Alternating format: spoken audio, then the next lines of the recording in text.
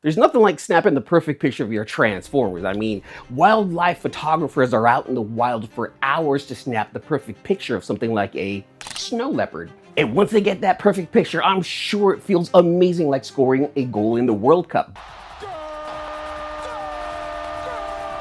But what about a controlled environment? Now that should be easy, right? Today I'm going to attempt to recreate this comic book cover right here. Well, not the whole thing, just a portion of that. This right here, I'm actually gonna attempt to recreate this part up here. That is Devastator and that's Bruticus. And I got those two figures right here. Well, sort of. So this is the Dreamstar Toys Devastator right here. This is a third-party stylized version of the most famous Decepticon combiner. And this guy's pretty awesome, it's pretty heavy. And I also have this guy right here. This is the Magic Square Lord of War. This is their version of a masterpiece sized Bruticus. I'm going to use these two figures to try to recreate that comic book cover. Well, a portion, not the whole thing. I don't have, it's just a little piece.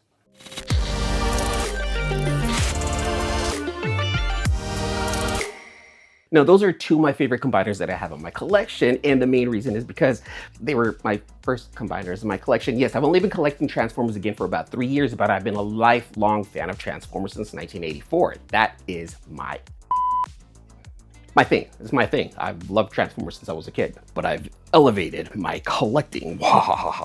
So yeah, today I'm going to attempt to recreate a portion of that comic book cover using what I have here. Now, to let you guys know, I'm not a professional photographer. I do have a Canon EOS R8, which is a 24 megapixel full frame mirrorless camera. That pretty much means that it can capture a lot of light in low light situations, and that's kind of what we're going to be doing here. I'm also going to be using this lens right here. This is Canon's RF 35mm f1.8. Blah, blah, blah, blah, blah. There's a whole lot of numbers and stuff in there. Basically, what that means is this too will be able to capture a lot of light in low light situations. However, it is not a zoom lens. It's something that they call a prime lens. So it's basically stuck at 35mm. So I'm going to physically need to adjust my camera back and forth in hopes of trying to get that good depth that you see in the comic book cover. And that's going to be a challenge today. Now, I'm super fortunate to have these two combiners in my collection. So if you want to know what I think about them, make sure to check the playlist down below. Are you guys ready? Cool, because I'm about to take you guys through this photo shoot. The first thing I did was set up both of the figures side by side so that way they look like the comic book cover. I had Devastator up front with Bruticus slightly to the back. And then I tried to position Bruticus so that way he looks similar to the comic book cover. I then realized I needed more light coming from behind the figures to give them that aura, that glow that you see bouncing off of the back of the figures.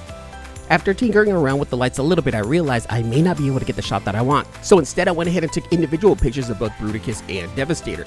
And this is where my brain plays tricks on me. Then it was saying, hey, guess what? Maybe we shouldn't just do a portion of the cover. Let's go ahead and do the whole cover. So I went ahead and grabbed a few of my Legend Scale Transformers in positions that are very similar to what I saw on the cover. The shoot itself took roughly 30 minutes for me to complete. Now that I'm done with the photo shoot, I went ahead and uploaded all of the photos onto the computer, did some minor editing actually. I went ahead and all I did was take away the background from the photos that I took, and I pretty much kept the figures intact. A little bit of editing was involved. I went ahead and made some of the figures blurry, not too much. I brightened up a little bit on some of the other figures, but for the most part, this is what those figures look like out of the camera. With some Photoshop, a little bit of editing, adding some assets to the photo, this is what I came up with.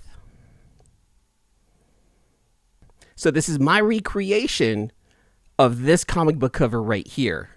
So let me know what you guys think down in the comments below. Did I miss the mark or did I actually nail it? Huge props out to photographers out there that do stuff like this, where you guys go in and completely recreate scenes using photos and Photoshop and assets that you might get from websites like Motion Array or Artlist. There was a lot of work involved in this. I don't think I can continue doing something like this, but this was something that was fun. This is something that I challenged myself to do, and I think I hit it pretty close to the mark. I definitely had to take some liberties with the image itself. So let me know down in the comments below what you guys think about this image. And to hear what I have to say about the Dreamstar Toys Devastator figures, make sure to click on this playlist right here.